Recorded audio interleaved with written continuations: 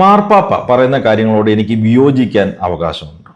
അദ്ദേഹത്തിൻ്റെ നിലപാടുകൾക്ക് വിരുദ്ധമായ ഒരു നിലപാട് എടുക്കാനായിട്ട് എനിക്ക് സാധിക്കുമോ? തീർച്ചയായും സാധിക്കും.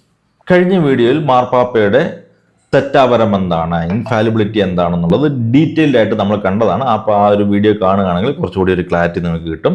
ചുരുക്കി പറഞ്ഞു കഴിഞ്ഞാൽ പരിശുദ്ധ സിംഹാസനത്തിൽ നിന്നും വിശ്വാസത്തെക്കുറിച്ചോ ധാർമ്മികതയെക്കുറിച്ചോ നൽകുന്ന ഔദ്യോഗിക പ്രബോധനങ്ങൾക്ക് മാത്രമാണ് ഈ തെറ്റാവരം ഇൻഫാലിബിലിറ്റി ഉള്ളത്. ഒരു സുപ്രീം കോടതി ജഡ്ജി കോടതി മുറിയിൽ തൻ്റെ ഒഫീഷ്യൽ ചെയറിൽ ഇരുന്നു കൊണ്ട് നടത്തുന്ന വിധി പ്രസ്താവം അന്തിമമാകുന്നത് പോലെ തന്നെയാണ് പരിശുദ്ധ സിംഹാസനത്തിൽ നിന്നും വരുന്ന വിശ്വാസത്തെക്കുറിച്ചോ ധാർമ്മികതയെക്കുറിച്ചോ ഉള്ള ഔദ്യോഗിക പഠനങ്ങൾ അന്തിമമാകുന്നത്. അത് ആർക്കാണ് ബാധകമായിട്ടുള്ളത്? കത്തോലിക്ക സഭയിൽ അംഗങ്ങളായിട്ടുള്ള ഞാൻ അടക്കമുള്ള വിശ്വാസികൾക്കാണ് ഈ പഠനങ്ങൾ ബാധകമായിട്ടുള്ളത്, ബൈൻഡിങ് ആയിട്ടുള്ളത്. എന്നാൽ ആ ജഡ്ജി കോടതി മുറിക്ക് വെളിയിൽ പറയുന്ന കാഷ്വലായിട്ട് പറയുന്ന കാര്യങ്ങൾക്കൊന്നും ഈ കോടതി വിധിയുടെ ആ പ്രാധാന്യമില്ല. ആർക്ക് വേണമെങ്കിലും അതിനെതിരെ അഭിപ്രായം സ്വീകരിക്കാം, നിലപാടെടുക്കാം. അങ്ങനെ തന്നെയാണ് മാർപ്പാപ്പയുടെ കാര്യം.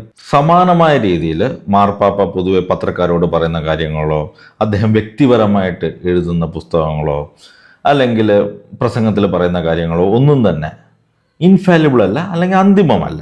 പക്ഷേ അതിനൊന്നും യാതൊരു വിലയില്ല എന്നല്ല കേട്ടോ ഇതിനർത്ഥം. കത്തോലിക്കർ എന്ന നിലയിൽ അദ്ദേഹം നമ്മുടെ ആത്മീയ പിതാവാണ്.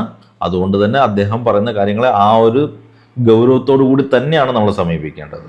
ഉദാഹരണത്തിന് നമ്മുടെ സുപ്രീം കോടതി ജഡ്ജി അദ്ദേഹം വിധി പ്രസ്താവിക്കുക അല്ലെങ്കിൽ പോലും അദ്ദേഹം ഒരു വലിയ ഇവൻറ്റിൽ പ്രസംഗിക്കുകയാണെന്ന് കരുതുക. അദ്ദേഹത്തിൻ്റെ വാക്കുകൾക്ക് വലിയൊരു സ്വീകാര്യത ലഭിക്കാറുണ്ട്. ഇത് കോടതി വിധി അല്ലാത്തതുകൊണ്ട് അദ്ദേഹത്തിൻ്റെ വാക്കുകൾക്കൊന്നും യാതൊരു വിലയില്ല എന്നാരും പറയില്ലല്ലോ.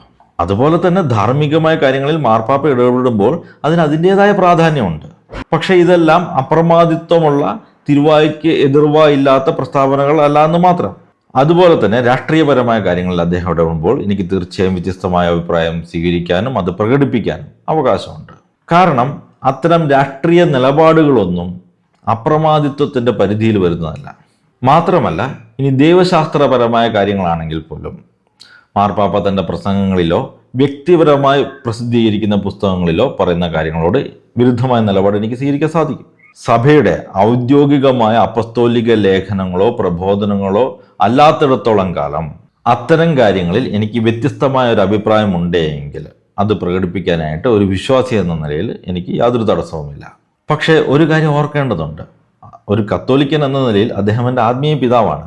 അതുകൊണ്ട് അദ്ദേഹത്തിൻ്റെ നിലപാടുകളോട് വിയോജിക്കുമ്പോഴും ആ പദവിയോടുള്ള ബഹുമാനം നിലനിർത്തിക്കൊണ്ട് മാത്രമേ ഞാൻ പ്രതികരിക്കുകയുള്ളൂ. പക്ഷേ കത്തോലിക്ക സഭയ്ക്ക് വെളിയിലുള്ള മറ്റുള്ളവരെല്ലാവരും മാർപ്പാപ്പയ്ക്ക് ഇതേ ബഹുമാനം കൊടുക്കണമെന്നൊന്നും ഞാൻ ശഠിക്കുന്നില്ല കേട്ടോ.